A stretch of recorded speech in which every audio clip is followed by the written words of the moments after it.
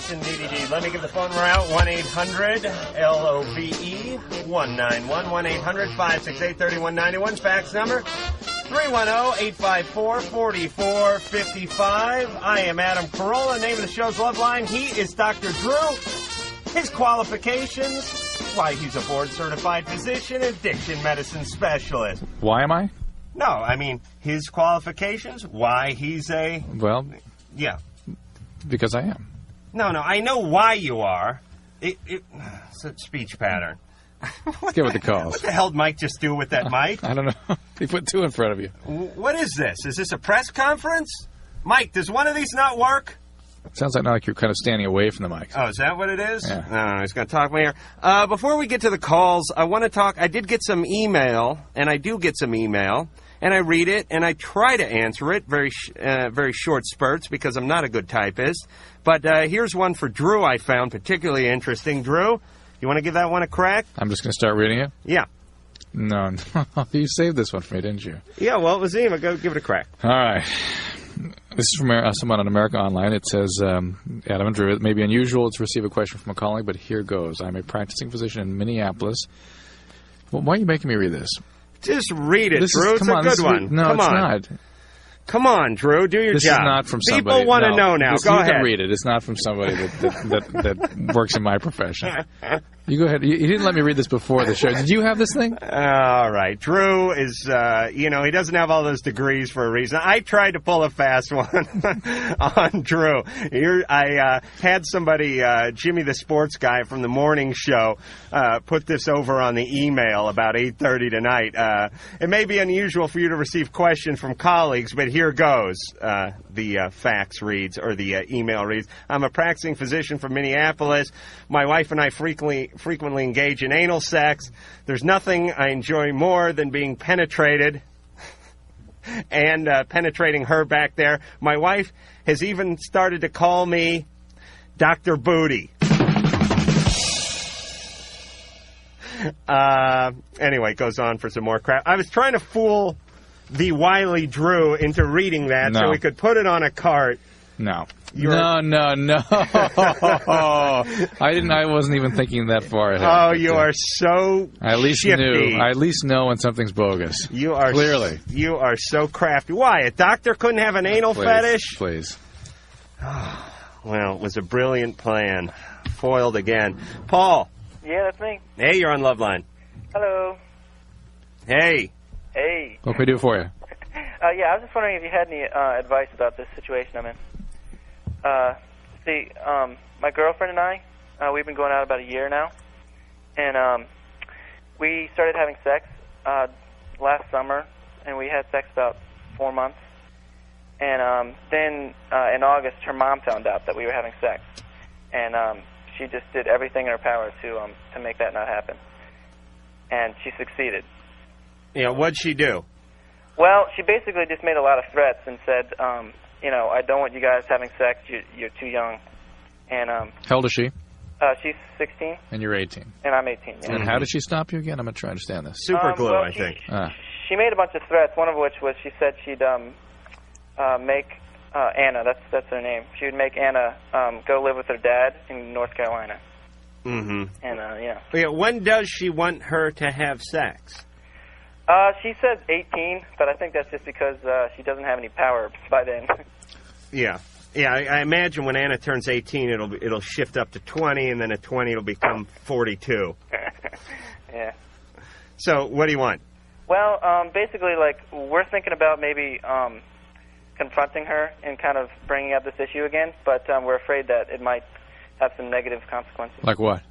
Well, I mean, I don't know how she'll react. Well, you're already not getting sex. Yeah. Yeah. I don't know. I'd say, put on a bow tie and a carnation. Make sure your pants are all the way up. And sit down and talk to her like an adult. Mm-hmm. Make sure you shower and stuff. Okay. And what do you think, Drew? Yeah, I mean, I think that's all you can do is talk. It is not likely she's going to change her position. And you got to remember what your girlfriend's mom is trying to do is what she believes to be in your girlfriend's best interest. She believes that she is not at an age where she should be having sex or that she can make decisions about those kinds of relationships. it's a little late. You know, I mean, just the fact that you guys have already had sex, is that right? Yeah. You know, and that kind of a relationship creates an intense bond, and that's usually what one of the things parents are trying to protect young people from, and you're already there. Mm-hmm. So to stop it at this point, it makes some sense. I mean, but I think I'll just sit down and talk with her about it. And I'll tell you, at the end of the conversation, nudge her in the ribs with your elbow and say, there may be even some penis left over for you, too, you old biddy. I'll make sure to do that. All right, that should win her over. All right. All right, Paul. Moving right along. Michelle, Yes. you're on Loveline. Oh, thank you. I've been trying to get through to talk to y'all for so long. I really have this big problem, and I need a little bit of help. Yeah. I started going out with this guy named Steven 2 weeks ago, and we had sex, and that night he broke up with me. And his best friend, Richard, likes me. I'm guessing he broke up after the sex? Yeah. Maybe, let me guess again, after he climaxed? Pretty much. Yeah, okay. About an hour later, he called me. An hour later? Yeah. Well, what do you mean? He just took off after that, right? Running? No, I was over at his house, and I left, and as soon as I got home, he called. What? Yeah. I mean, it really hurt my feelings and everything, and his best friend Richard started talking to me as a friend because I needed somebody to talk to. So I talked to Richard, and Richard was really sweet to me, and he took it the wrong way. And he thought that I liked him. Mm-hmm. So he asked me out yesterday, and the two of them live together. Mm. And now Steven is mad at Richard and is getting ready to kick Richard out because Richard asked me out. What's wrong with that? This guy broke up with you. In the most... Well, he said that Richard was whoring him out. He was using him to get all his ex-girlfriends. And I said, well... You know, this guy, Steven, is... An a-hole. Top to bottom. Yes. I mean, he's an asshole. He really is, I'll say it. Still moist, forehead still glistening from the sexual perspiration, and he gets on the phone. Yeah. And breaks up, and then is going to violently assault his friend for being nice to you, basically. What reason did he give for breaking up, by the way? Oh, he just told me that he was confused and he didn't know what he wanted. Well, that would probably be accurate. Yes. Well, but he knew what he wanted before the sex. My scrotum has been emptied, and I no longer have interest in women. Right. Yeah, see, he wouldn't have made the phone call the following morning because he would have replenished his supply of sperm, which affects the phone dialing hand. I don't know if you've looked into that. It's a new article in the AMA that just came out, actually, which is they say that somehow the weight of the scrotum when it's filled with sperm pulling downward actually affects the movement of the hands. Yes, the digits don't work as well. And then, again, once it's empty, they have full movement of the hand. Well, he was really nice to me. Also works on the TV remote, by the way. I noticed that. I don't know. You sound like a little Southern belle. I'd like to just smother you with hollandaise and eat you. And what would you do with her friends? Steven. Oh, Steven. This guy's but you don't like Dick either. I mean, Richard. We know you love Dick, but you don't like Richard, right? Yeah. All right. This is going to solve itself. I think so. I think Steven, though, needs to be out of your life. Terminate contact with him. And just be careful with the guys you get involved with. Take your time. And this guy, Richard, sounds okay. So just. I'm really trying to patch things up between the two of them because they're No. Stay out of it. Forget that. Screw them because they're both vultures. Well, she can see Richard if she wants. We don't know. He's not proven himself to be as much of an asshole. Yeah, but Richard doing that, let me pick up the pieces, let me put them in the shape of a vagina and try to hump them. Yeah. is not real good etiquette either. Yeah. I think they're both vultures. Well, see, that's what Steven was so mad at Richard about, because he asked me out right after we broke up. Well, isn't that the pot? Yeah. Calling the kettle black. Good luck, Michelle. Be very careful, okay? Just avoid that whole that whole crappy one bedroom they're in, would you? Yeah. Don't go over there. Okay. All right. Drew, are your girls getting old enough, fast enough for you? I mean, your girl? Thank God it's just one. Oh, that's the truth. Could you imagine? The Drew twins? No. Oh. Joe. Yeah. You're on Loveline. Hello, Adam, Dr. Drew. Hey, Joe. I got to say, I love your show. Thank you. Listen to it every night at work. Thanks, Joe. Where do you work? Where do I work? I work at an elementary school. Uh-huh. Now, are you keeping the kids hostage, or are you doing some kind of custodial work over there? Custodial work. Uh-huh. Could you rip me off some number 2 pencils? Sure. Okay. Okay, my question is this. In high school, I smoked a lot of pot, and I got into alcoholism, and now that I'm clean and sober, my memory isn't that good. Is there any kind of vitamin A, B, C, D, whatever, that I could take? All right. How long have you been sober? About 8 months. From both or just from one of these? No, from pot it's been a long time. But 8 months sober from booze. You want me to refresh your memory of what you did in high school? You got stoned in the bathroom and doodled on your peachy folder. That's probably about it. And how long were you on alcohol? Oh, God. Since high school. Okay. How about pot? How many years? I'd say I started about 7th grade. Okay. And I went till about my senior year. I am suspicious. How long have you been noticing a memory problem? Were you just not aware of it when you were using? No, I'd say now. I've started to notice it now. Okay, so it's really only since you've been abstinent and sober that you realize what you've done. Yeah. You got to be sure you take lots of B vitamins. All the B vitamins are important. B12. I was just hearing about this. Yeah. Injections. Yeah, no. No, I know. They know that like 10% of the people that are in these homes that have Alzheimer's and stuff are just deficient in B12. Well, there's a correlation as you get older with a fall off in your B12 levels, and there's been a relationship drawn between dementia and low B12 levels, but there's never been a causational relationship. Yeah, a little defensive tonight, aren't you? You don't like it when I put on the doctor robe, do you? Because you're about the 5th person today to mention this B12 thing. They must have been in the press. And it's as everything that shows up in the press, it's just a headline. It doesn't necessarily mean the science is even at the level of theory yet. But the deal is that both these drugs, alcohol and marijuana, are in fact terribly damaging to brain, and memory deficits are one of the more common things that can be caused by the damage that occurs. For the most part, with marijuana, a lot of the memory problems come back. In other words, you tend to restore your memory over about a year. And with alcohol, it's hard to predict. All those episodes of Green Acres will come back to you. They will. Don't worry. Indeed. But here's the deal: you didn't do anything anyway. Well, but it's not the memories of what you did. It's the memory function in the present. You can't remember where you put your keys. Can't remember how to what you ate for breakfast. The alcohol damage can be longer lasting. I'm not sure what to tell you, Joe, except take lots of B vitamins, attend your nutrition, stay sober, give it about a year, and if you're still having severe memory problems, you might want to see somebody about it because it might be something not related necessarily. And listen to a lot of classical music before you take tests. Crystal. Yes. You're on Loveline. Okay. I have this really confusing, bad situation going on with me right now. All right. I got married in November of '95.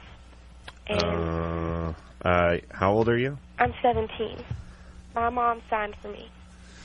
And how old was the husband? He was 18 at the time, but now he's 19.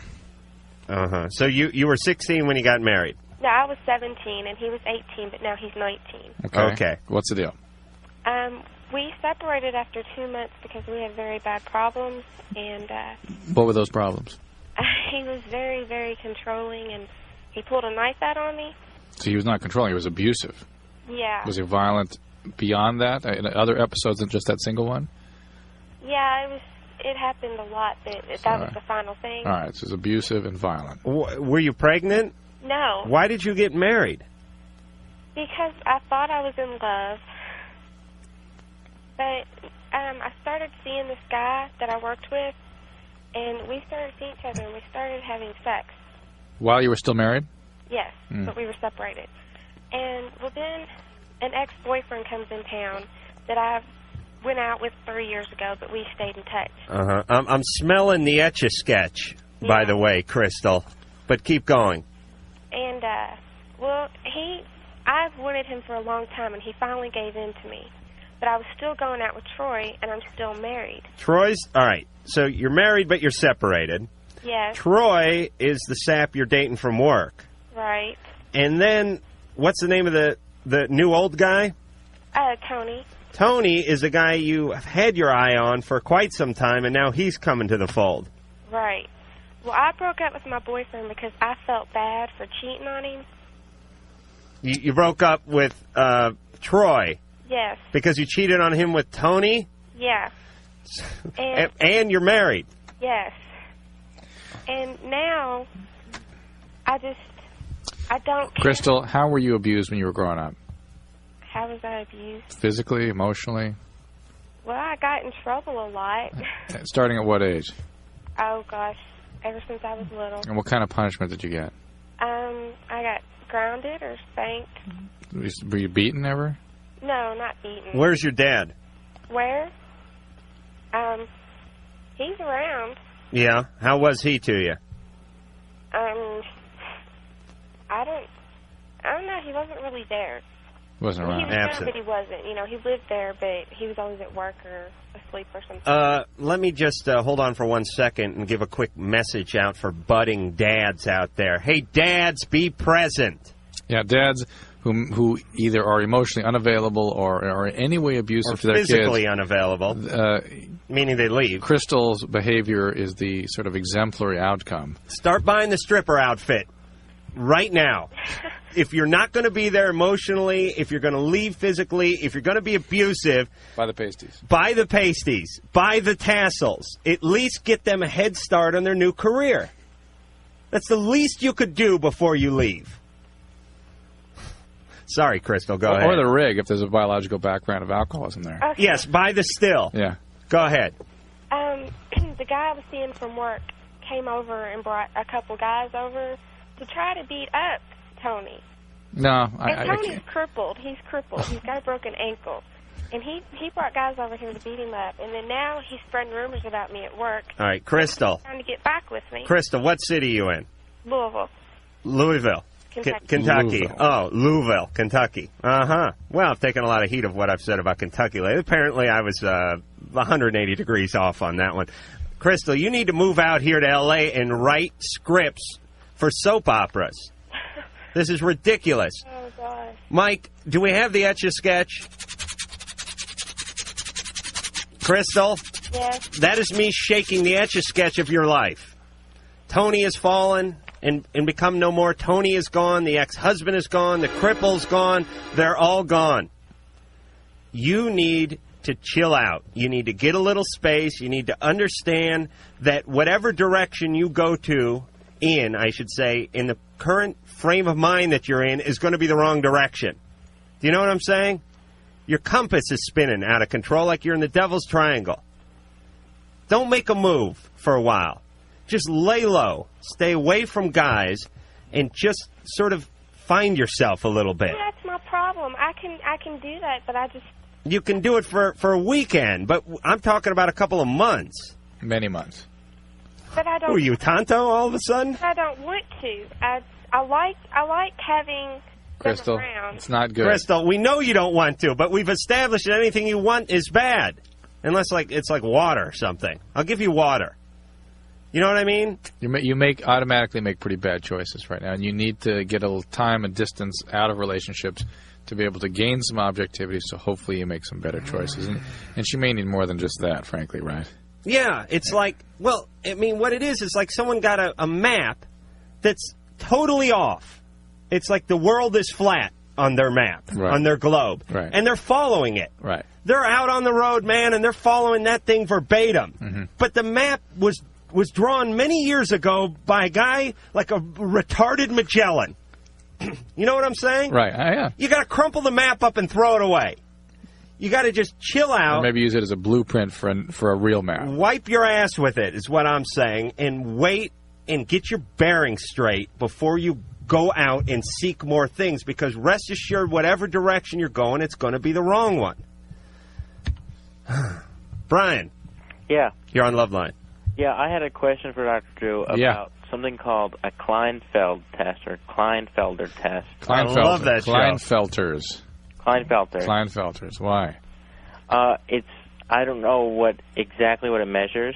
It measures your genes, your chromosomes. And that would be your inseam? No, you can take a scraping of the cheek and get the chromosomes analyzed. Well, which cheek would that be? Your buccal membrane, your mouth cheek. Okay, Did you say butthole?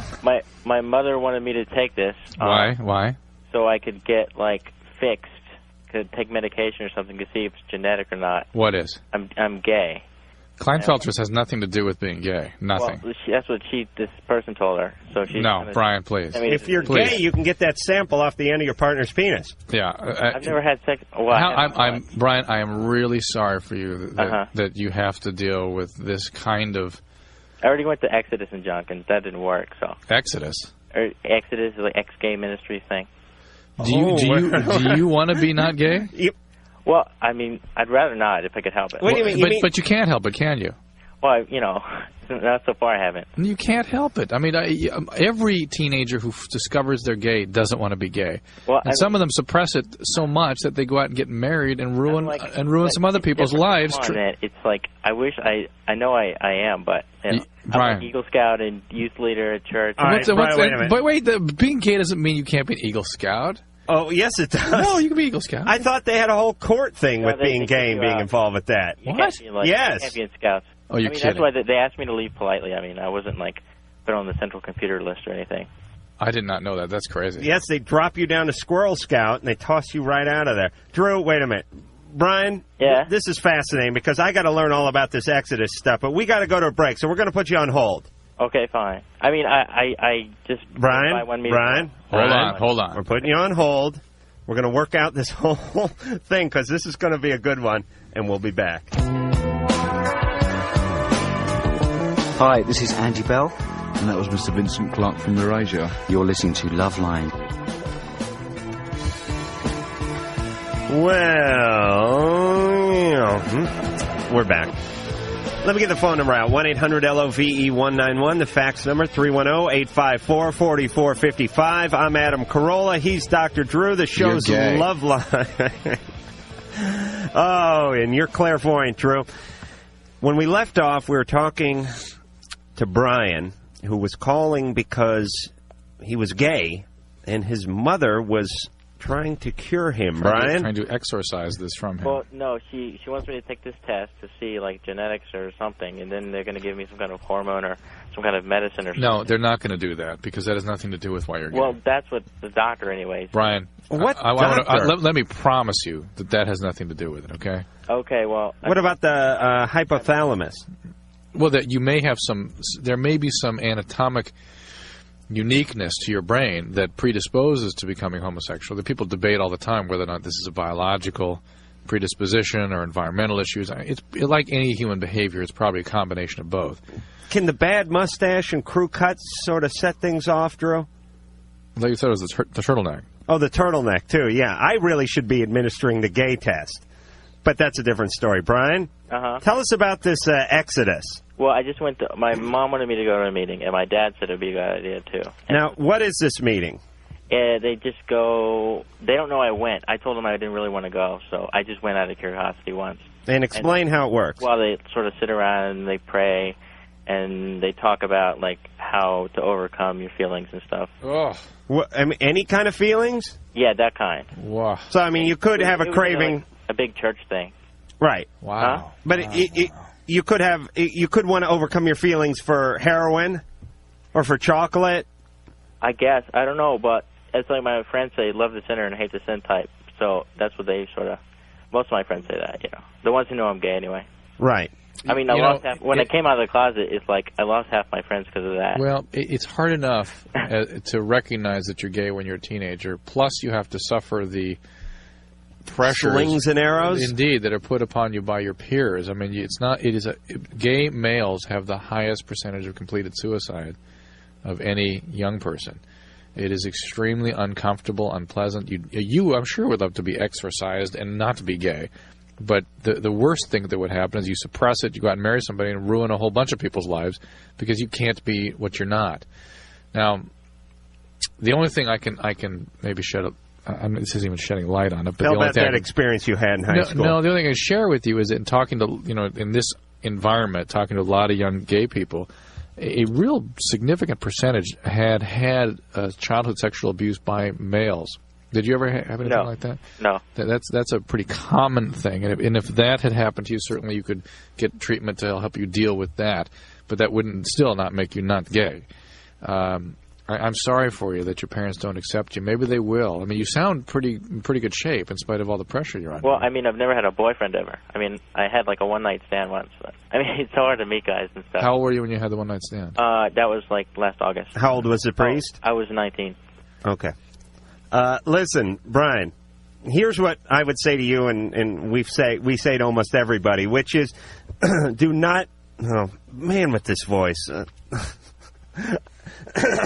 do not get up on a soapbox and announce your sexual proclivity to the world. You don't have to. Why do it? I mean, I'm a big boob man, but I don't have a sweatshirt made up that says I dig jugs and I wear it to the mall. Why? Because people would pass judgment on me. You know what I'm saying? I mean, Drew over here is an ass man, but you don't see him wearing a big-ass windbreaker when he goes and makes the rounds. I'm not real blatant with it. I don't, like, show it off or anything. Right. I'm just saying, why treat it any differently? I mean, within the heterosexual world, people have their preferences. People like a little spanking. People like a little porn movie going while they're doing it. Some people like the lights on, the lights off. Some people want to do it where the neighbors can catch them and stuff like that. But you don't have to announce it to your parents, and you don't have to announce it to the world. It's between you. I didn't tell them. They sort of found out on their own. How? Like Playgirl magazines. What? I had some magazines underneath my bed. Playgirl magazines. Yeah, and she was like cleaning my room. Well, tell me you wanted the cologne samplers. She like flipped out. So. All right, Brian. I'm sorry that you have to experience this kind of ostracism, and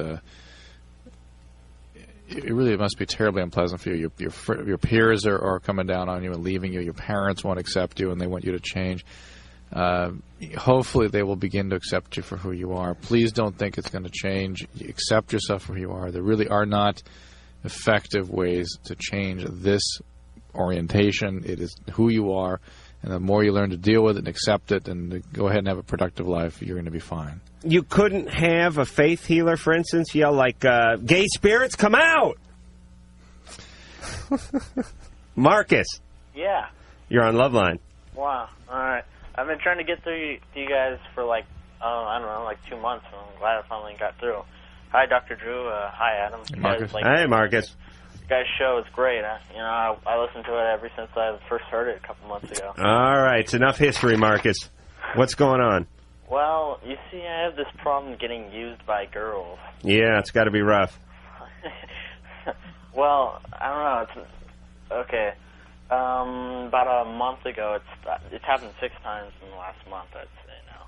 And about a month ago, it first happened where there's this girl that I've had a crush on for a long time, and she knew it, and like she said she would stop going out with this one guy, and one thing led to another, and we had sex, and the next day she told me that she didn't want anybody to know about it, and she stopped talking to me. All right, then? And it happened again? Yeah. And then it happened again? Yeah. This has happened 6 times in 1 month? Yeah. Every 5 days, a new girl. How old are you, Marcus? 16. You got to be kidding. No. On average, every 5 days, a new girl. Well, okay. It's this. I've only had the sexual thing has only happened twice, but the other 4 times, it came pretty close. I'm weeping for you, Marcus. No, I'm openly no. weeping for you and your horrible sexual predicament. No, jeez. You're like a big walking vibrator, aren't you? I don't know. Is there something I can do to... I mean, I get attached, and... So, what... All right, but what's... Listen to him. He says he gets attached to these girls, and then they dump him. It hurts him. Yeah.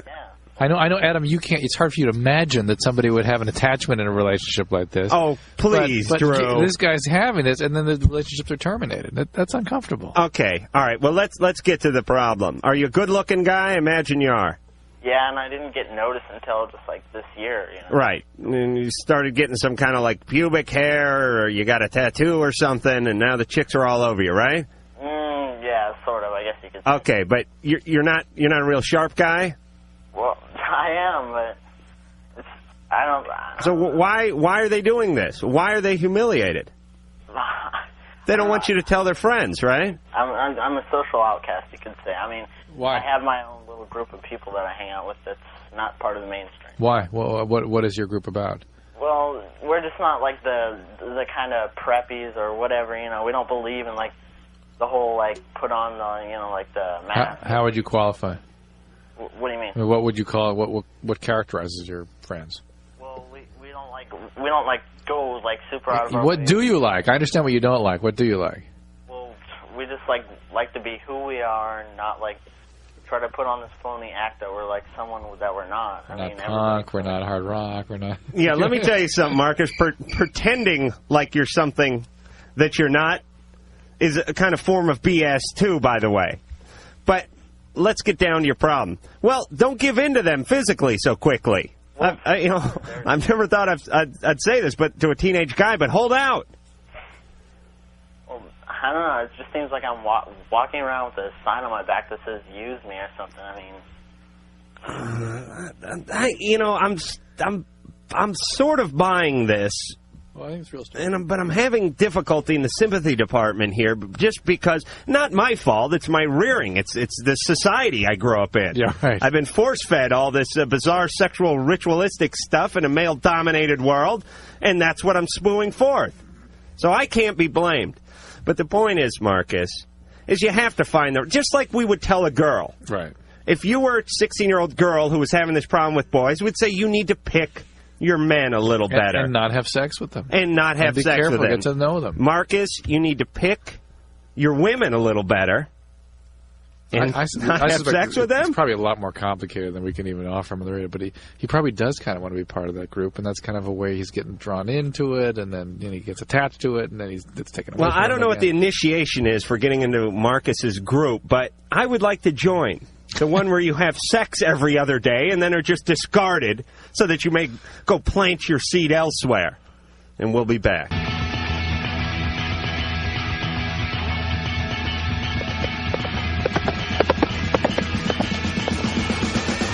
Well, we hadn't heard from Drew's high horse in a while, but there it goes. It's I thought out they of the heard us barn. yelling at each other. Oh, you thought they heard us yelling at each other during the commercial? Right.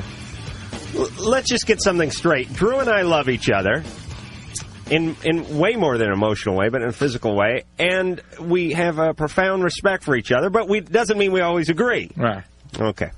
Now shut up and let me talk for a second here. Let me get the phone number out, 1-800-LOVE-191, and the fax number, 310-854-4455, and it's back to the phones. We go on Loveline, Mike. Yeah. Hi, Dr. Drew. Hi, Adam. Hey, Mike. I had a question for Dr. Drew. Uh-huh. All right. I'm giving blood in about 2 weeks for our school, Mm-hmm. and they have you like sign a form and they ask a bunch of questions. Like have you ever used needle and everything? Right. And they ask, do you have night sweats? Uh-huh. And I was wondering, what is that? They're like pajamas, aren't they? No, it means that you sweat, like perspire. Uh-huh. And everybody has sweat during the night. During certain phases of sleep, you'll have a certain amount of sweating. But when they talk about night sweats, they're really talking about drenching night sweats, where you have to change the sheets and change your bedclothes, this sort of thing. And that's a sign of deep-seated infection, sometimes tumor. Okay. All right. Yeah, I do get that, though. Yeah, you have some sweats at night. Most people do. No, but I have had drenching in the past, sweats. Yes, torrential sweats. How long ago? I've had it as recently as a couple months ago, but it'll be real isolated. But I mean, I will be drenched when I wake up, and it's not because the space heater caught the tapestry on the wall on fire and the place has gone up. I just wake up covered with sweat. Huh. Although, as Drew, you will attest to this, I am capable of sweating. From your forehead? No, I can sweat up. You want to feel my ass? No, that's right there too, right? Okay. No. So, yeah, you can ham, but I'm fine, except for the whole tumor thing. Now I'm pitching a fit. We'll have to check some things out. But no, that's been going for years for you? That's just a normal pattern for you, right? It's happened sporadically and periodically in the past. Happened a couple of years ago. I did have an infection. It lasted for 3 nights, wake up covered with sweat, and then, That's sort of typical if you're sick. I was sleeping with a longshoreman at the time. I don't know if that had anything to do with it. But really, Mike, the kinds of infections they're thinking about is TB or tumors and things like that. And if you have those sort of things, you ought to talk to a doctor, okay? Okay. All right. All right, thanks a lot. All right. And they also want to know if you've been to Haiti, which is... They still on that question? I think it's still on there, huh. which is... You really is not doing a whole lot for the Haitian Tourist Board. If there's one country that's on there, it's Haiti. You been there? They don't even want to know what you did when you were there. You could have just flown over the stupid place, but they want to know. You been there? You know anyone who's been there? Drew, what call are we going to now? That would be one. I don't know. I'm totally confused. Jennifer? Yes. Hey, you're on Loveline. Hi. Hey. What's going on? Hey. I'm quite depressed. What's the matter? My parents want to kill my boyfriend. They hate him. They think he's a creep. Mm-hmm. Is he? No, actually, he's been my best friend for 4 years. Why do they think he's a creep? Because he has a 1-year-old baby. That's the only reason? Up until January, yeah. Before he had the baby, he wasn't a creep. Before they found out that he had a son, yes. They thought he was the greatest guy in the whole entire world. How old is he? He's 19. How is it that he happened to have a child? He was dating a... Adam. I was going to take a crack at this one. It has something to do with his penis, but I'm a little fuzzy on the rest of the things. The son, I think he had sex with a stork. Is that how it goes? Yeah, something like that. Oh, so he has another girlfriend? No, he had a girlfriend for a very long time, like a couple years, and they had relations together. And she ended up pregnant, and he asked her to marry him, like the responsible thing to do. And she said no. So they adopted him out to a very, very, very Great. good family. Outstanding. And now my mother thinks he's a creep. My dad thinks that he's just the worst bum on the planet. And it seems like he should be commended. I mean, he stood by the girl. He actually, did what Jennifer referred to as a responsible thing, which could be up to debate. I mean, it's a noble thing. It's a sacrificial thing. But I don't know if it's always the most responsible thing. What? I think abortion's the best thing sometimes. No, wait a minute. Now, wait a minute. Who, you, Mr. Ed? You call me anything right now. You're starting to talk like you're hoarse now, Wilbur. But, look. He asked if she would have an abortion. She said no. They made the decision, and it sounds like it was primarily his girlfriend's decision. He stood by the decision the woman made. Oh, okay. And they were not prepared to raise the child. They gave this child to parents who wanted and who were capable of raising it. That's very, very commendable. All right, that's good. And he asked about the abortion? What? He asked if she could have an abortion. Yes. Okay. So you're into you're looking from a world population standpoint, right? Not just. I want to thin the herd, Okay, Drew. all right. You're on my list, by the way. If you didn't have such a high degree of education and you weren't good for breeding, you'd really be in trouble. Mike, the engineer, he's going on the first round. All right, so Jennifer, what can we do for you? Well, I can't have him come over to my house anymore. Yeah. It's very uncomfortable whenever, like, I go out with him. You're living at home still? Yeah. Are you done with high school? Yeah. I'm in college now. Why don't you move out? Because I don't make enough to... You can't live on campus or anything? No, I don't. I live at home. Junior college? Yeah, and I'm in college. Junior college? Yes. All right. Well, you know my feelings on that. And Adam, I'm going in the mornings and partying after... Oh, you party after school? Party after school. And well, that's an interesting twist. All right, good for you. Now, listen, Jennifer, can you work on one of your parents? Is your mom, is her ear a little more open than your dad's? She's the worst one. All right, screw mom. Work on dad. My dad thinks I'm giving him money.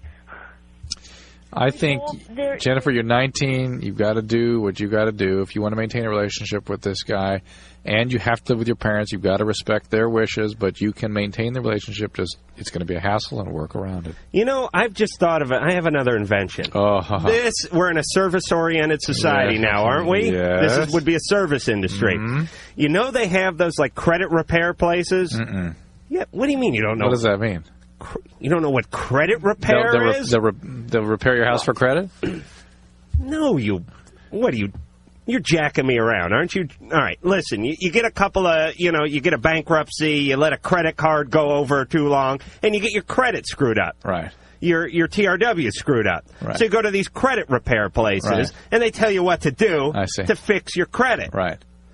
We should have this service for boyfriends. Boyfriend repair. Yeah, I mean...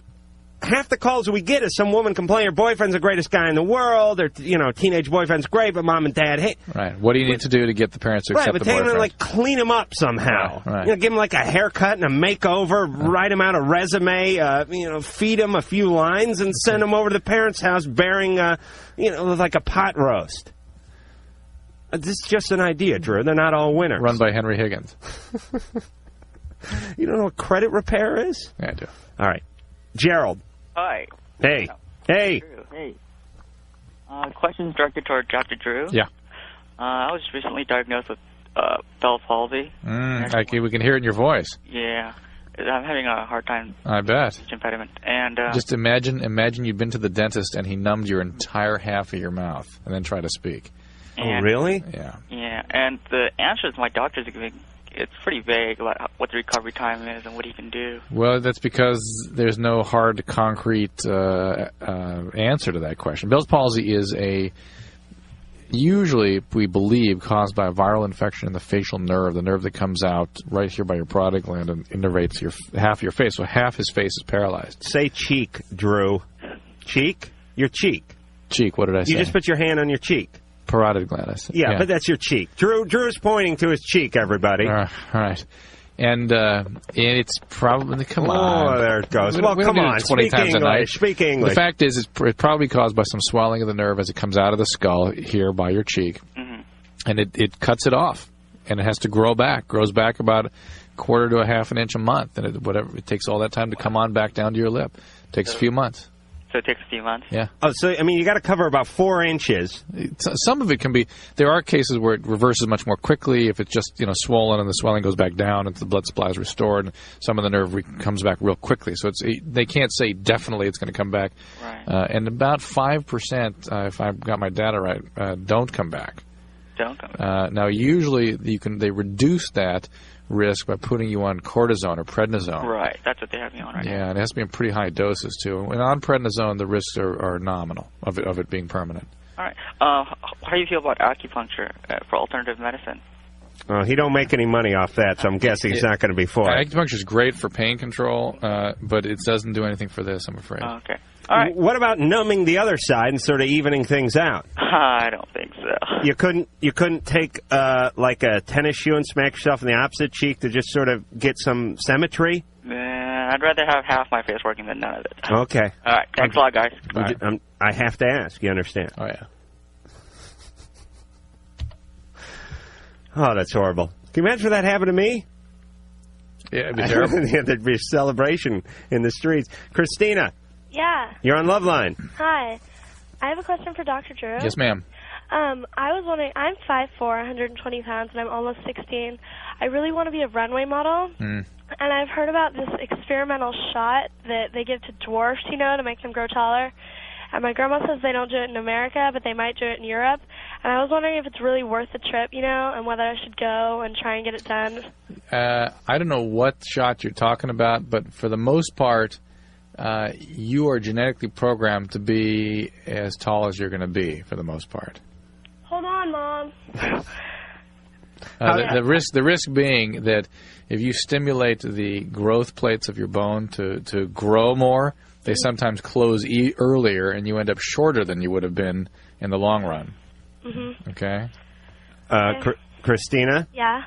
You have dreams of being a ramp model? Yeah. I wanted to be a swimsuit model when I was your age. Then the ass hair sprouted, and it squelched that. Christina, is there anything else you could do in this life? My mom's yelling at me. I have to go. I just want to be a ramp model? Yeah. All right, well, walk around with that book on your head. Thank you. Okay. Bye. I want to be a runway model. Gee, I wonder if the youth of America is being adversely affected by MTV and all this fashion BS and all this stupid advertising and all this waif crap. Yeah.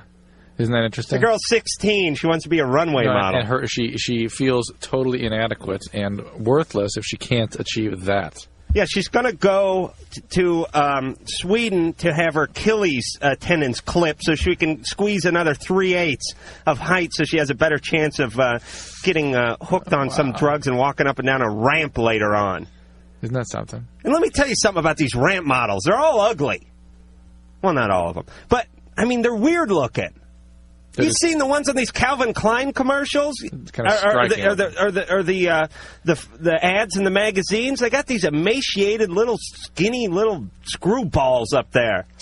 They would never be invited into your... Absolutely not. They would not make the cut when I do the whole cleansing. When I run my Darwinian rake across this country and weed out the biological troublemakers.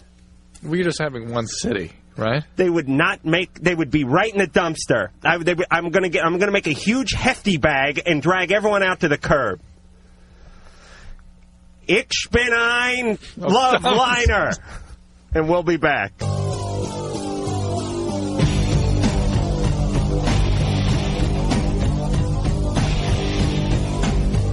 Yes, indeed. It's Loveline.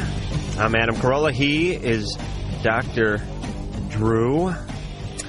It is Thursday. Sunday, we have Jed, who would be Jed the Fish from the hit syndicated show, radio show that is, Out of Order. Monday, well, I don't want to get too far. I don't want to give away too much. What's Monday? We have Paul Williams. Oh, great. Excellent. Yeah. No, really, he's a good guy. Yeah, he wrote... Well, didn't he write Evergreen?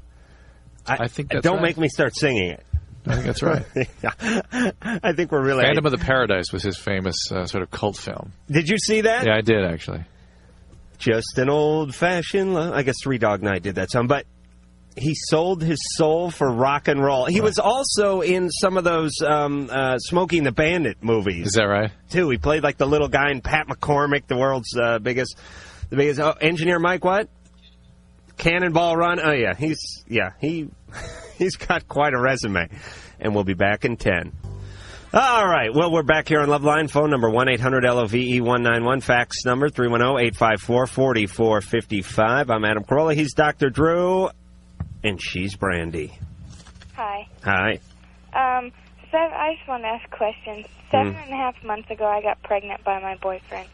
And we were living together, and 2 weeks after that, he moved out. And then another 2 weeks after that, he broke up with me.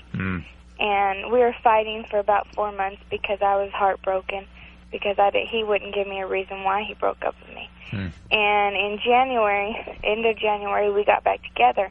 And now he doesn't want to spend any time with me because he says he's not going to have any time for his friends, and he always wants to spend time with his friends. So... right now, he only spends 1 hour a week with me. How old is he? He's 21. Are you 7.5 months pregnant? Yeah.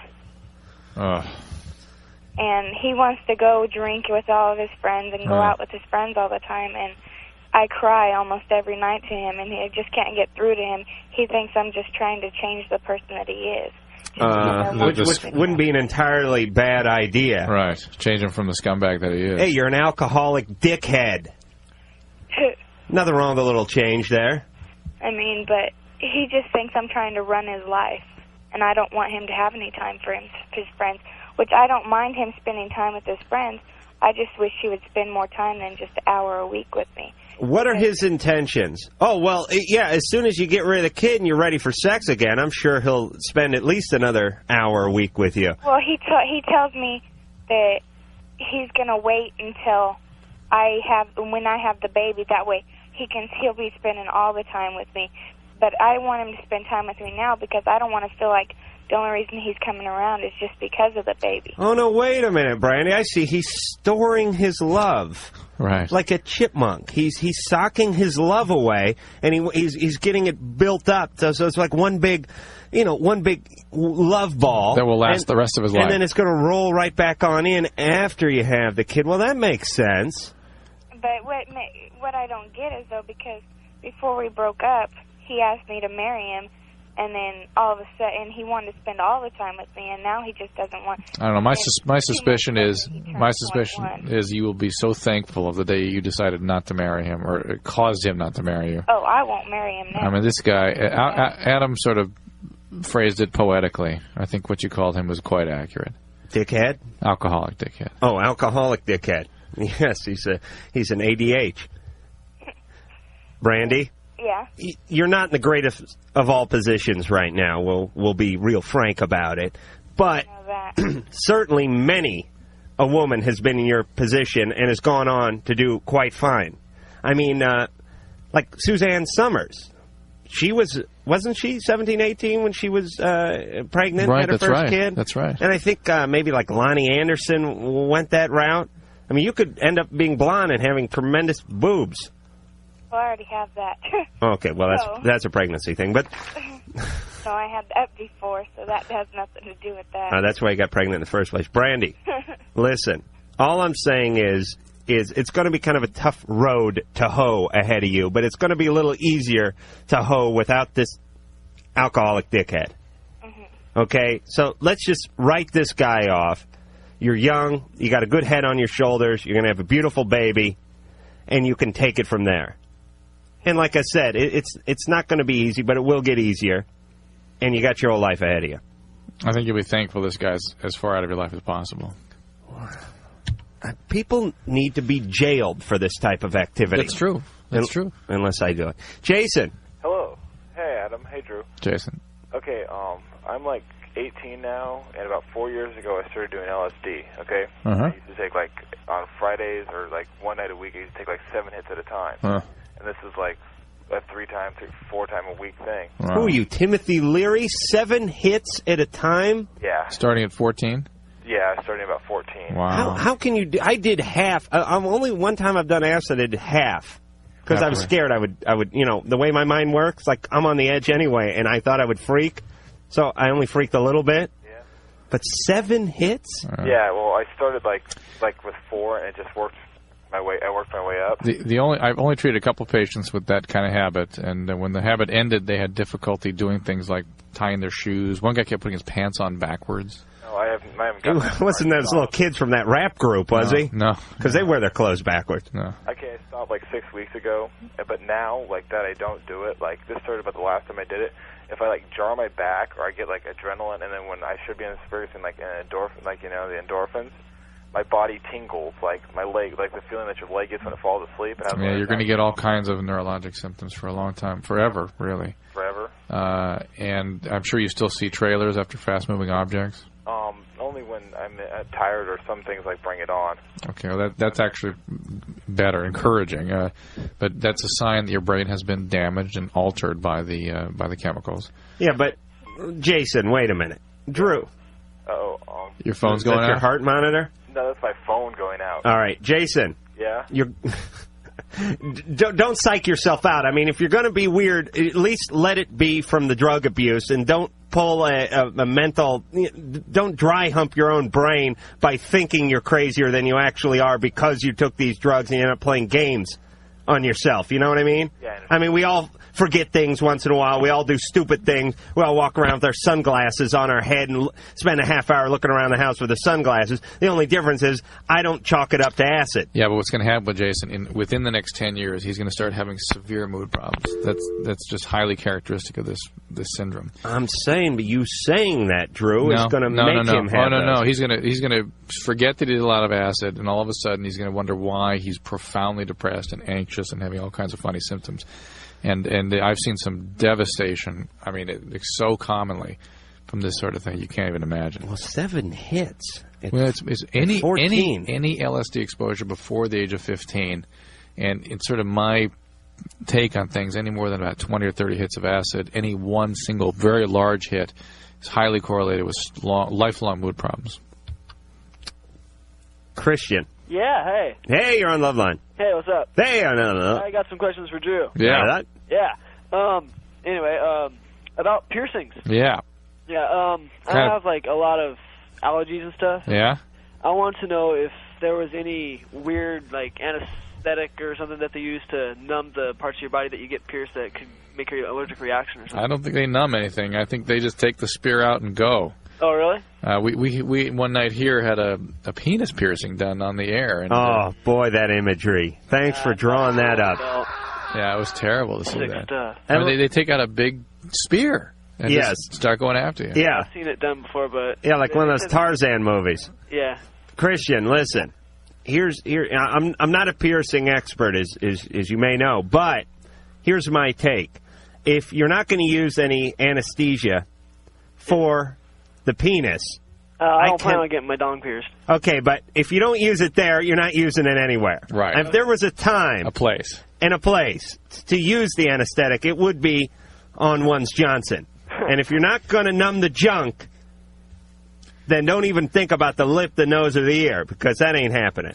Where do you want to get a pierce? Probably my eyebrow, my tongue. I've seen a lot of problems from tongues lately, by the way. Everybody talks about how they get infected, they can bleed. The other thing, the rejection rate apparently is higher with the eyebrow and the belly button. Those are the two most likely to be rejected areas. My belly button done too. Well, those are areas that are likely to reject, and if you have any kind of sensitivity to metals, obviously whatever alloys are in the ring can affect you possibly. Do you want to get the tongue done so you can bring more pleasure to your partner during the oral interaction? First thing I need is a partner before I can do that. I'm kind of lagging on the girl department lately, Yeah. But you figure once you do find one, you're going to bring her that much more pleasure because you got a dumbbell in your tongue? I would say most men would benefit more from some sort. Here's what needs to be done. Producer Ann needs to come out with some sort of instructional video. She needs... I should produce this. She needs to stand, we could do it cheaply. She needs to stand with a pointer stick and a tremendous vagina. Lovely. I'm talking about one, I don't know, they're just about the size of, like you take a sofa and put it up on one side. Something like that with a pointer stick. Explain the parts. Actually smack the different parts and move things around and show how things work. And That's explain actually them. a really good idea. Yeah, because let me tell you, guys... Not that I would be the star of it, of course, but there'd be something like that. Well, you'd certainly be like the creative consultant. Yeah. We might get some spokesmodel type, this is Hollywood. And not that you don't have the looks to pull it off, but I'm saying you may not want to be associated with this. That is the best idea I've ever heard. Well, we get her. She stands in front of this thing. I think I've just entered some kind of parallel universe. The thing really, is, I've gone to purgatory. No, seriously, this could work. This is a mystery. This is the they say everybody's walking around here saying, yeah, great idea, Adam. No, I mean it. No, listen to me. They say that the ocean is the last unexplored frontier, but I'm saying it's the vagina.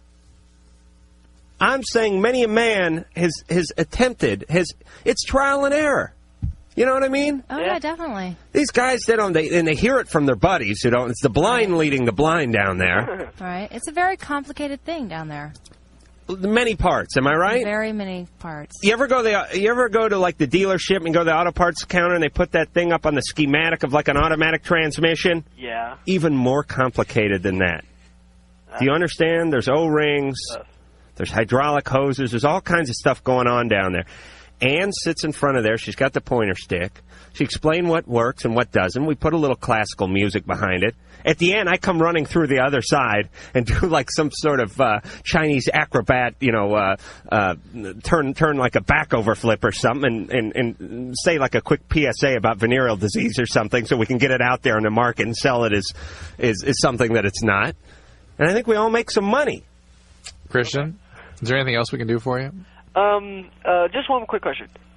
Do you know the next time Kenny Kingston's going to be back? We do not. Good question. Ann, do you know anything about that? No. We would like to... I received a fax from him. I was going to bring it in. You told me. I got another fax, too. Hey. From Kenny Kingston? From Kenny Kingston. I would love to get that sweet spirit. He is sweet, isn't he? I mean, he's sweet. He's a great guy. But let me ask you this. Why do all psychics have bad hair and dress poorly?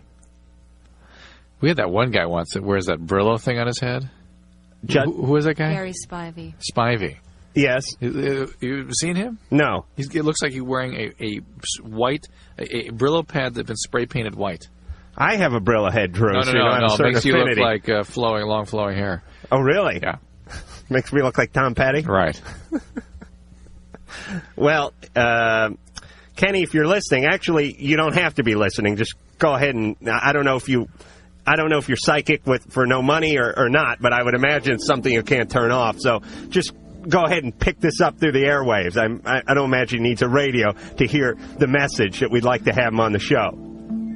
Is he a big scam? No. No? No. He's psychic. Yeah, okay. Where are we going, Drew? Are we going back to the phones? I think you have numbers still going here. Well, didn't I just press that? All right. Nikki. Yeah. Hi. Hey. I have a question for Dr. Drew. Uh-huh. I've had this problem for about 4 years with bladder infections, really bad. I mean, I'm clean. I don't have sex or do any of that kind of stuff. But I've been going to the doctor and everything, and they don't seem to know what's causing them because I have a lot of them, like 1 or 2 a month, and that's a lot. Do they actually document infection? Yeah, they do. They find infection, but lately, about the past year and a half, it's worsened.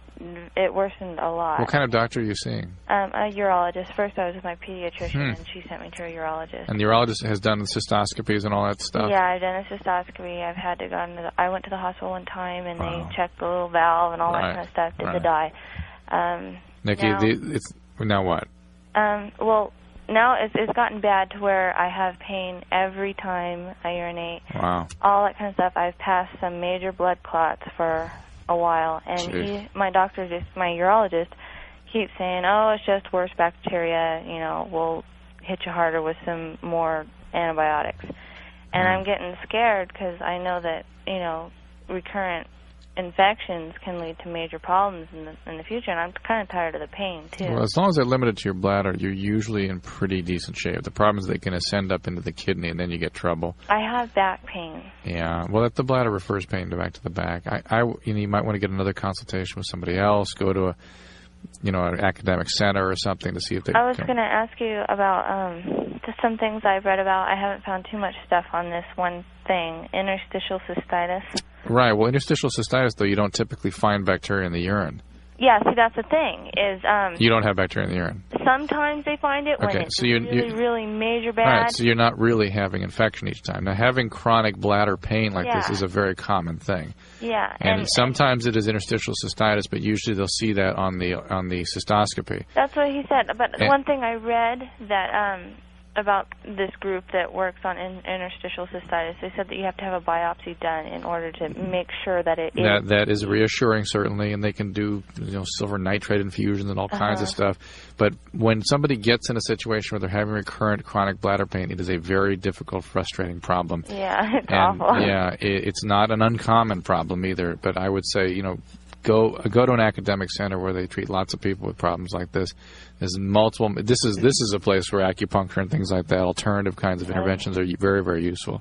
Okay. An academic center meaning a college. A university, university setting. Okay. All right. Okay. All right, Nikki. Okay. Thanks. And not to say anything about Nikki, but very common for women that have that kind of a syndrome to have had a sexual abuse history or rape, that sort of thing. Really? Yeah. Why? Good. What do you mean, I mean, they have chronic pelvic pain. Oh, you mean because they were damaged physically? No, because it sort of sets up a pain cycle somehow. The emotional trauma is internalized as a somatic pain. Oh, okay. Yeah, I just had to go to the bathroom just from that call. All right, well, we're getting it back. John. Yeah. Hey, you're on Loveline. Hey, Adam. Yeah. Oh, right on. Dr. Drew. John. Great. I thought I'd get through to you guys. All right, John. Okay. Adam, you got to be careful when you say that to Adam. He's tempted to just hang up every time somebody says, I've been trying to get through for 3 weeks. I see your hand going towards the board. I don't know what time. that is about me. I have a cruel streak. All righty. You guys ready for this? Yeah. Yes. Okay. I have a girlfriend. Okay? We have sex, and the only problem is I end up coming before she does. Can I use that word on the air? Yes. Okay. I end up having an orgasm before she does. And the thing is, it's always pumped before she has an orgasm, and I want her to have an orgasm. Now, I feel that I make up for it because I have an orgasm the most 4 times a night. Really? Yeah. 4 times? In what kind of time period? I'd say in about 2 hours, 2.5 hours. Really? Sober. You son of a gun. I guess I'm lucky in that sense. But the thing is she doesn't get off as often as I do. I mean, I'm talking pumps before she actually gets off. What you're talking pumps? Strokes. I mean, I'm having sex with her, right? Right. I come. Right. I mean, her legs start vibrating. She's about to have an orgasm, but the only problem is she just doesn't come because I come too quick. Right. So what do? Do I... But is this a situation where your orgasm leads her to her almost orgasm? No, definitely not. Because, Drew, what are you laughing about? Where are we going here? I want to know what came first, John or the egg, or the chicken. Here's what I'm saying. a lot of people get aroused as a result of witnessing the other person have the orgasm. Like once in a while, my roommate will walk in while I'm having myself. I can see that he's excited. No, it has nothing to do with that. Okay. No. It's just. I mean, if I were just to last maybe 5 pumps more, just to get her going, and then. Well, John, what is your question? You are for a us? smoothie. Yeah, what is your question? Where'd you go to finishing school, John? 5 pumps longer. And let me ask you this. Go ahead. That was only 4. John, let me just figure out what constitutes a pump. Is it like a push-up where you got to go down and up, and that's 1, or is it just down a pump and then there's the... Well, 1 cycle. How about that? 1 cycle. So you have the compression stroke and the intake stroke. Okay. That's a 2 cycle. That sounds good. We'll just call it 1. Okay, so there and back. John, once. what are we supposed to do to help you? We're trying to add 5 strokes to his game. Am I right? Should I? This is the opposite of golf, by the way. Here's what I'm going to give you. I'm going to give you the Hey Vern advice. Okay. You know the guy I'm talking about? Hey, Vern? Yeah. Hey, Vern. What's that? Yeah, Ernest goes to camp and all that stuff. Uh-huh. Get one of his posters. Get one of his posters. Put it up at the foot of the bed. Uh-huh. It doesn't help. I'm telling you, they've done tests in laboratories. It adds between 12 and 15 pumps to the average 22-year-old. My mind doesn't think that way. I could try to get my mind off of it. It won't work that way. Well, what do you want me to do? Like, whack you in the ass with an oar? I hope not. It's got to be an emotional thing. Oh, wait a minute, Ann's... I have a little bit of advice. Why don't you start stimulating her first and bring her closer to her orgasm before you enter her so she's already aroused, and then... But, Ann, isn't that going to cut into his TV time? It might. Yeah, you know what Ann is saying? I understand what she's saying. John, listen, you know, like when it's cold and you got to be at work, you run out and start the car, and then you run back into the house and you shave, and then by the time you get in the car, the heater's working, the coolant's circulating, everything's looking good. You know what I'm saying? No, I understand what you're saying. All right. What you're telling me is think of something else. That's not what Ann said. No, Ann is saying start stimulating her. Let her get a head start. It takes women longer naturally. I didn't hear that. It takes women longer naturally. Oh, yeah. So you're going to have to start her first if you want to come at the same time. Is that what you're trying to achieve? Yeah. Not at the same. It doesn't have to be at the same time. Well, within, 5 pumps? What do you... I mean, come on. 5 pumps being just an average, Ann. Yeah. I just want her to enjoy it as many times as I do. Yeah. Because I honestly do feel bad when she doesn't. All right, listen. First off, you're making love. You're not inflating a volleyball. Well, no, I want her to enjoy it, though. All right, but let me just say this. That's all? Let me just say this. John, here's the analogy. Are you ready? Go for it. Close your eyes. They're closed. All right, but take your hand off your penis and listen. Here's what Ann is saying. Picture a 100-yard dash. You're a faster runner than she is. So when the gun goes off, let her get 20 yards ahead of you. Then you run at your normal speed, and you both hit the finish line at the same time. And we'll be back. Hey, this is Iggy Pop, and you're listening to Loveline with Dr. Drew and Adam Carolla.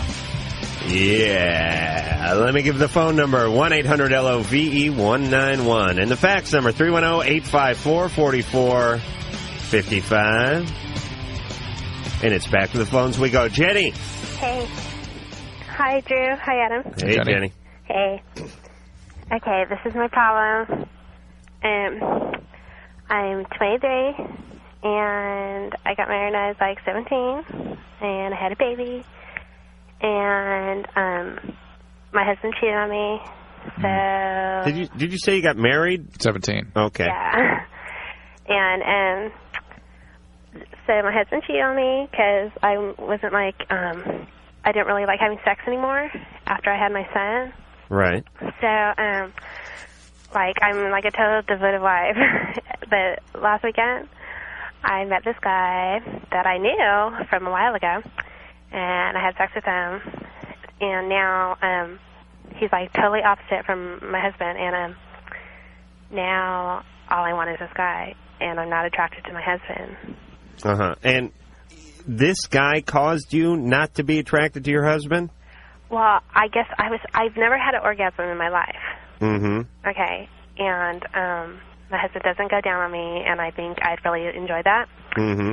And this guy is just like, I don't know, he's Another better. customer for Ann's video, by the way, but he's better. He went down on you? No, he didn't, but just, see, that's what's, like, weird. He didn't go down on me either. But Yeah. Hey, you know, let me just say this. I don't want to give you a complex, but if enough guys don't go down on you, there could be something funky that way comes. You know what I mean? You ever rent that? Yeah, okay, but it's like I got married at 17, and for 5 years, All right, my so, husband just kind of grosses out on that. He doesn't like it. yeah, this guy gave you an orgasm. He didn't. He didn't either. Look, Jenny, you've got a real mess on your hands anyway. Yeah, Jenny, here's how Jenny makes a point, though. And I met this one guy, and he's really wonderful. My husband would never go down on me. Oh, so the new guy did? No, he didn't either. But I'd never had an orgasm before with my husband, and this new guy. Oh, so the new guy gave you? No, he didn't either. But then I went to Europe. So you went to Europe? No. No, but I want to know how come all I want is this guy now and not my husband. I mean, shouldn't I want Because my husband? you're in this emotionally vacant relationship with your husband, and all of a sudden here's a guy who's giving to you. It's natural enough that you would respond to that. Okay, but Although no orgasm and no oral sex, listen, right? Okay, no, but listen, the guy has a girlfriend, Oh, God. but I still want him, and I want to get with him, but I don't know. You want to escape from what you're in, really. Probably more. I mean, you're all focused on him, and it's not going to change the fact Not that. really, because if I wanted sex, my husband wants to give it to me all the time. I'm not saying. I don't want it. I am not saying sex. I'm saying that he is emotionally available to you. You have a empty relationship with your husband. Here's a new, exciting, connected relationship that you want to be a part of. This guy's like Disneyland, and you want a good time. But don't think you can move into Disneyland and have a good time. Right. You go there and visit. After about 8 hours, you vomit because you sucked up too much cotton candy and yoo-hoo. And then you go back to your own pathetic life. But just because it's good doesn't mean you want to move in there. A lot of people do that. They visit once, they go, hey, it's the happiest place on earth.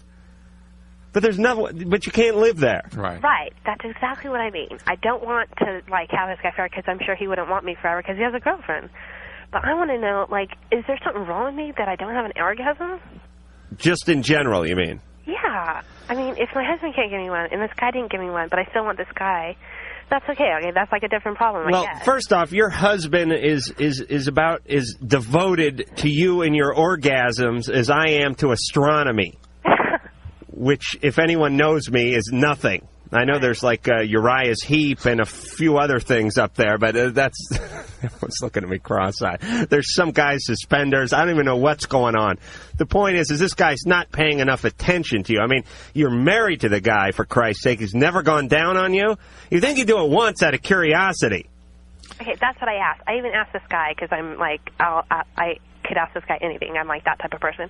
I asked him, do I smell or something? And he's on no. Well, of course he's going to say no. No, but I'm the type of person I said, I won't think All right, Jenny.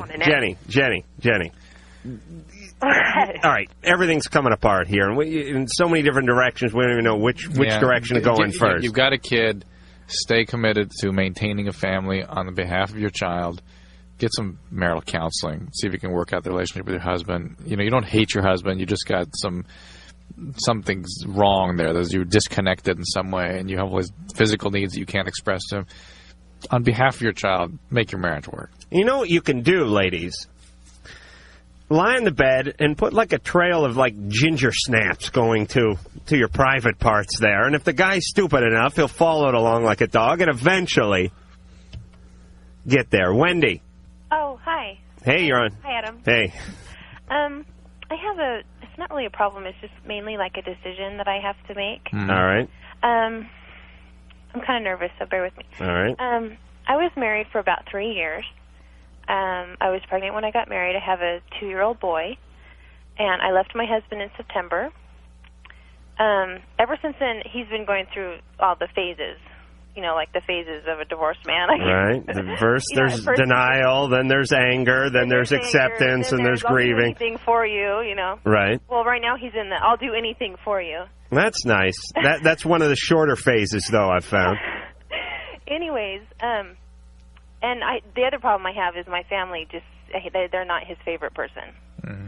So if I got back with him, I mean, my family relationships would be ruined. They're not his favorite person, or he is not their favorite person? Both ways. Okay. It's usually a mutual thing. Yeah. Right. Yes, they're in love with him, but I don't adore his family either. Other than his begging to come back, what reason would you go back with this guy? The reasons that there's a lot of reasons that I left him for. What reasons would you go back? Well, because one of the reasons that I left him was that he couldn't keep a job. I mean, a good job for any length of time. And that's changed. Mm-hmm. He's been managing the Noggles for coming on 6 months now. Exactly. All right. He's doing that just to impress you, right? That's my problem. Yeah. I mean, next month, I'm getting my own name tag, honey. this stuff to impress me? Is it going to be the same when All I right, go back? Wendy, let me open up just a little here for a second, divulge a little of my dicey I have past. another problem with him, too. What's that? Is that he was kind of, like, mean to me when... Because, see, when we got married, I was pregnant. Okay. And he was kind of, like, mean to me at first. Do you have a child together? Yes. Yeah, she was pregnant pregnant with his child when they got married. That's my other problem, is I'm trying to make it work for my son. Right, okay. Hey, Gabby? Wendy. Wendy? Oh, yeah. Oh, sorry. We're talking- Sorry, there's a little Freudian slip there, Wendy. Can I say something? When I was 22, I had a girlfriend or two. I actually have done this twice in my life with two girlfriends. One time, I think maybe 21, 22, and another time when I was like 25, 26, which was basically get a girlfriend, establish a pattern. A relationship, you mean? A relationship. Be not really abusive, but a little absent. Drive them away. Have them pick up and leave. The second one left when I decided to go to Hawaii without her, and then came back and she'd moved out. And then go insane in an attempt to try to get them back. Now, once I got them back, after settling in for about 2 weeks, I immediately got right back on the fast track to neglect. Right. And which is a form of abuse. So what you're saying is he'll just go back to... Oh, absolutely. Yeah, now, I don't think I'm that way now. And I don't want to experiment. I'm just going to think I'm not. I'm not actually going to test it out. But the point is some time goes by, a little introspection, read a few books, sit in the park a couple of days, get a little therapy. 5 years. Actually being institutionalized for 5 years. Maybe after 5 years, I'll give you enough medication, and you can put a small dent in your pattern. But at the age this guy is, this fits right in. Expect what you left. Right. But the difference here is that there is a child. They are trying to commit themselves to something. And maybe it is worthwhile that she stick it out or try to make something meaningful out of this The relationship. thing is, like, I don't want to go back and then have to leave again. I mean, it would be worse the second time. How old is this guy? He's a couple years older than I am. Has he done any work on himself? Besides the Noggles gig? No. Not really. No. Yeah, okay. that's Then the forget it. It's just like this. Something's broken. I always go to the car analogy, but if you had a car and you broke the timing chain on the car, so you put it in the garage and you let it sit there for 4 years, would you expect to open the garage 4 or 5 years later and start the car up? No. Why? It sat there. It's a timing change. Timing chain is the thing that connects the valves to the lower end, the cranks. So otherwise, because you break the timing chain and the valves smash into the piston, and that's going to run you. But the point is unless you had someone come in there, pop the hood, get a little grease on their hands, and go to work, it's not. It's in the same place it was. It just sat there. And that's the same way with people. They don't change. You got to do work to change. That's true. All right? And now I'm going to go to the bathroom.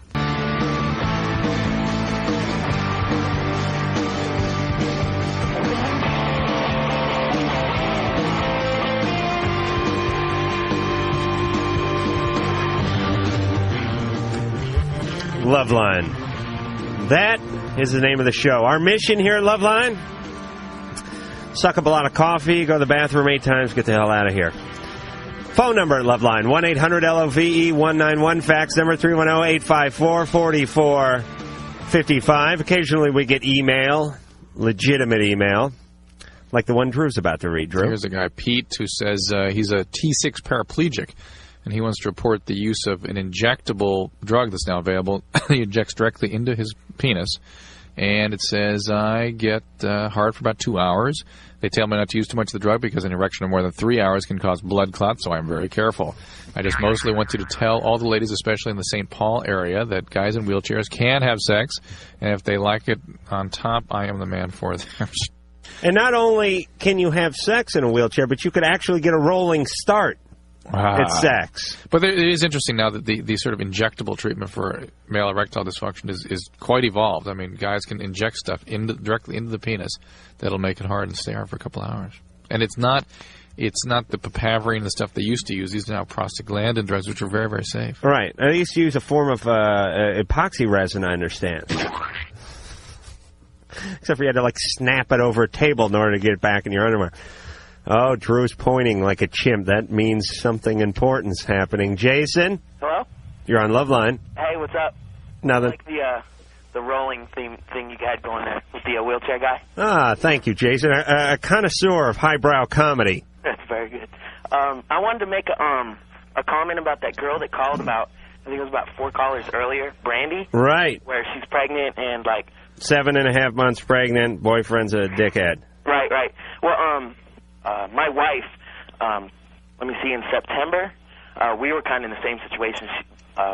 We got her pregnant, and I had to leave for 2 weeks. And the day I got back, she found out that she was pregnant. And she decided, she didn't want anything to do with me. And that, she was going to be Miss, liberal rights and, raise this kid on her own kind of thing. You see what I'm saying? Yeah. Although we're very suspicious. And so what's the comment you want to make? Well, we got back together, and ever since we've been back together, it's been like seventh heaven. We're in love. Good. We got married on March 2nd. Great.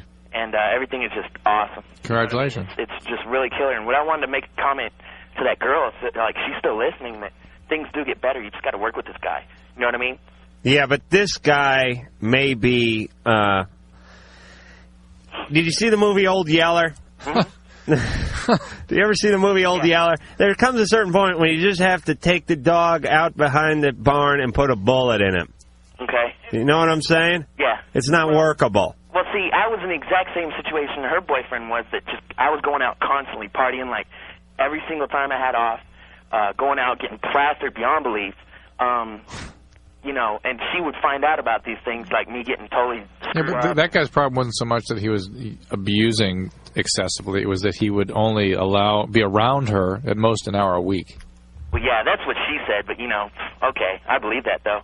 But I'm just saying that, that I was a lot like this guy from what I heard, going out. Right, all right, but you wanted to change. And you did, and it worked. You wanted to change, and you changed. We didn't necessarily hear that this guy wanted to change. And, an hour a week doesn't sound good, but it really is. If you work it out, it's like 9 minutes a day, Drew. God. Plenty of time for loving in 9 minutes. Let me tell you what. Bright? Yes. Adam? Yes. Dr. Drew? Yes, ma'am. Dr. Drew, I actually had a question. Have you heard of roofies? Rohypnol? Yep. Yes. I've treated some people who are addicted to that. Can you please give me some information about it? I think I've had an experience with it. And I've talked to different people. It's real. It's coming in apparently largely through Mexico. Well, it's real popular down in Florida. It's down in Southern California a little bit.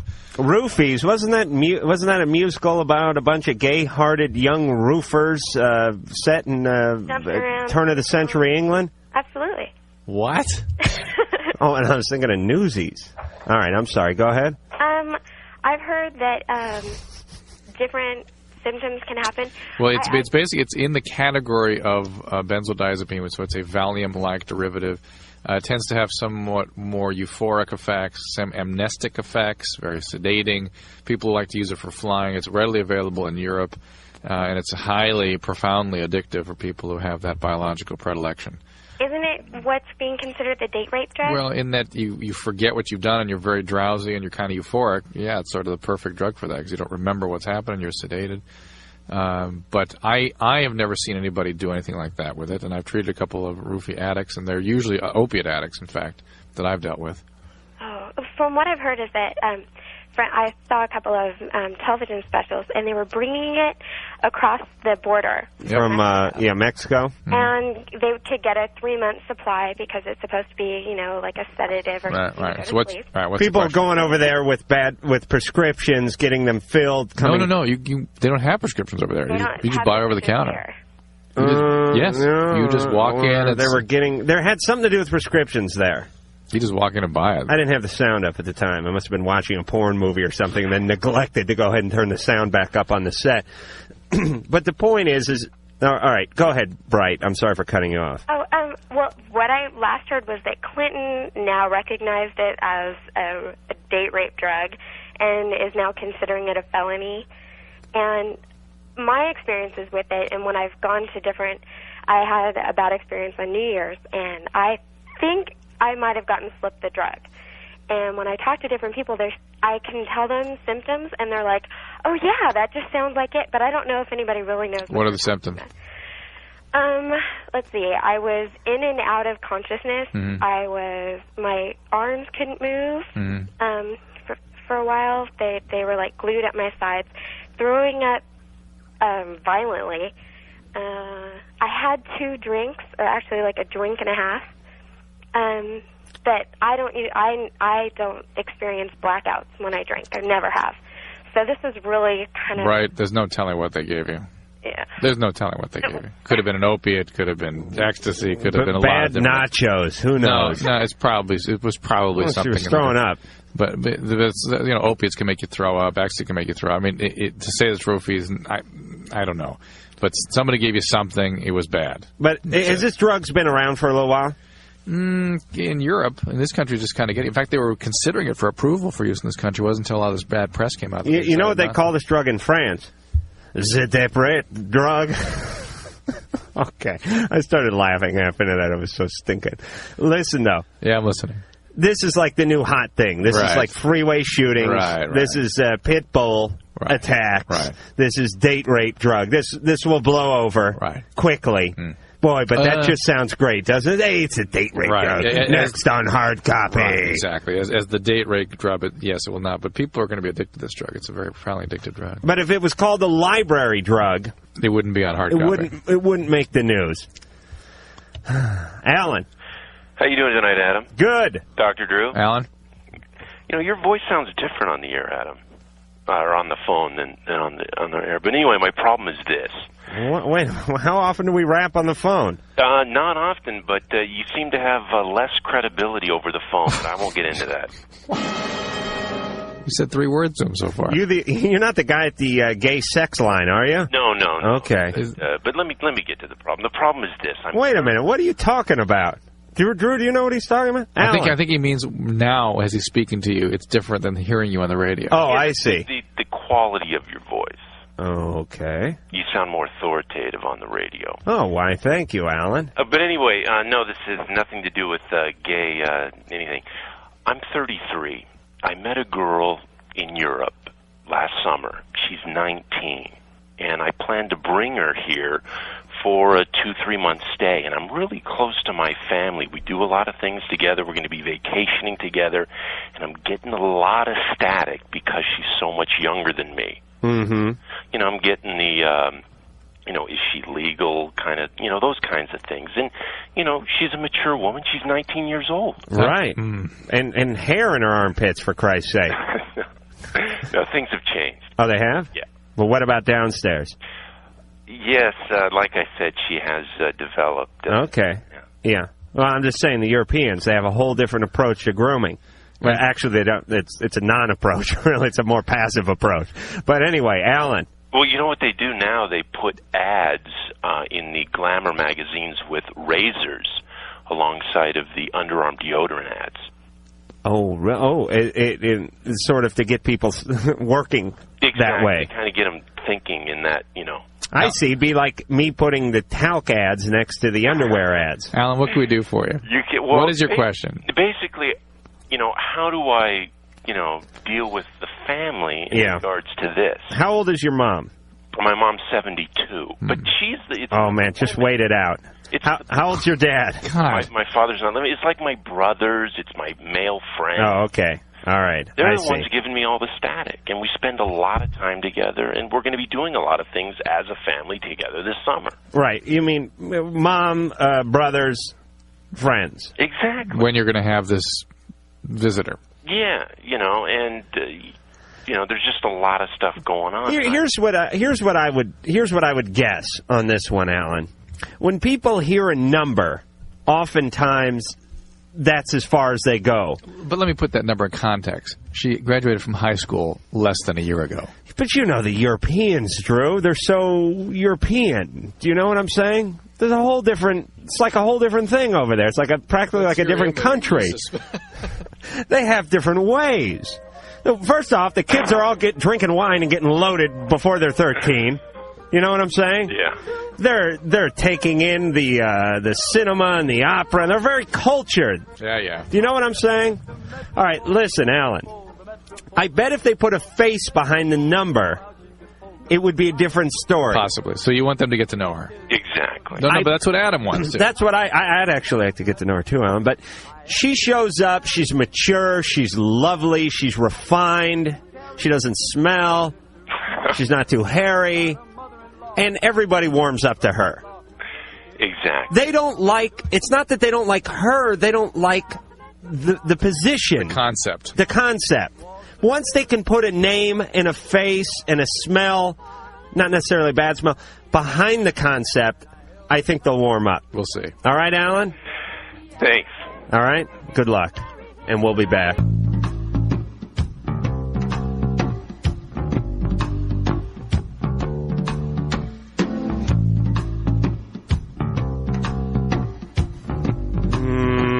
Well, I guess that music means we're out of time.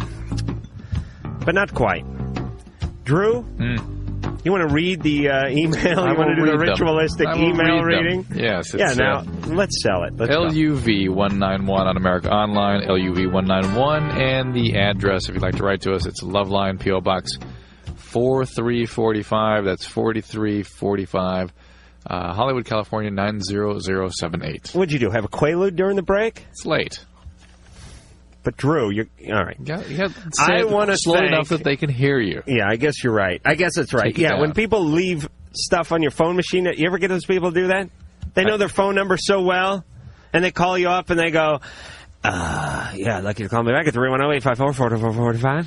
And you have to replay. I mean, like, you're sitting there like frickin' MacGyver with your ear pressed against the thing. And after about the fifth go-round, I start getting pissed off. I go, why do I need to do this? Right. Could this moron at least slow down? You ought to have some sort of seminar on this, Drew.